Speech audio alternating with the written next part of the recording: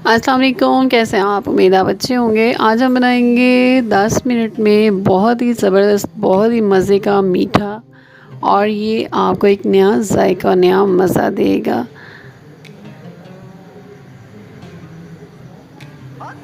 इसके लिए चाहिए हमें 2 ब्रेड और 2 चम्मच मक्खन। इनको हम मक्खन में फ्राई करेंगे, डीप फ्राई नहीं करना, हल्का सा फ्राई करना है, थोड़ा सा ब्राउन टच देना है इसे।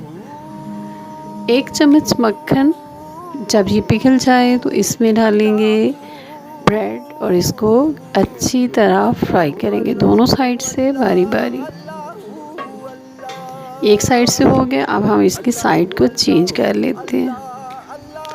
आराम से इस साइड को चेंज कर लीजिए, बहुत ही मज़े की खुशबू आ रही है। ये दूसरी साइड से भी फ्राई हो गया। अब दोबारा 1 चम्मच मक्खन डालेंगे फ्राइंग पैन में और इसी को मेल्ट करेंगे, और फिर इसके बाद दूसरा ब्रेड जो है, जैसे हमने पहले फ्राई किया था ऐसे ही हम इसको फ्राई कर लेते हैं।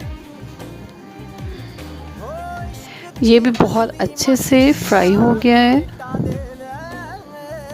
अब हमें चाहिए 2 चम्मच मक्खन, इसको हम पिघला लेंगे। जब ये मेल्ट हो जाए अच्छे तरीके से तो इसमें डालेंगे 2 चम्मच छना हुआ मैदा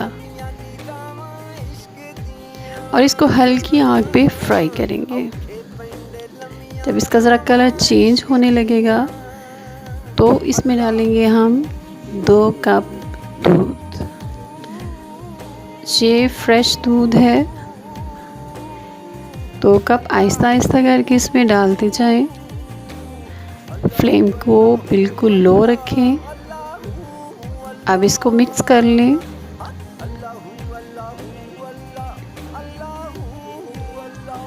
एक आध मिनट पकने के बाद आप इसमें डालेंगे 2 चम्मच मिल्क पाउडर। जो भी मिल्क पाउडर आपके पास हो, जो आप इस्तेमाल करते हो वो डालें। 2 चम्मच इसमें चीनी है, अगर आप चाहें तो चीनी को ज़्यादा डाल सकते हैं।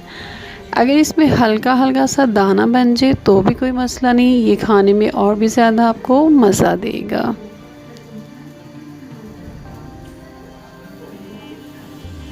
तकरीबन 2 मिनट इसको बॉईल होने दें, फिर इसमें फ्राई किए हुए ब्रेड इसमें डाल दें और इसको 1 आध मिनट बस आपने बनाना है, पकने दें। इसके बाद देखें ये बहुत ज़्यादा गाढ़ा हो गया हमारा जो पेस्ट है। अब हम इसको सर्विंग बाउल में, प्लेट में आप इसको डिश ओवर करें और इसके बाद इसको रूम टेम्परेचर में ठंडा करें और इसके बाद आप इसको फ्रिज में रख दें। जितना ज़्यादा ये ठंडा होगा उतना ज़्यादा ये मज़े का बनेगा।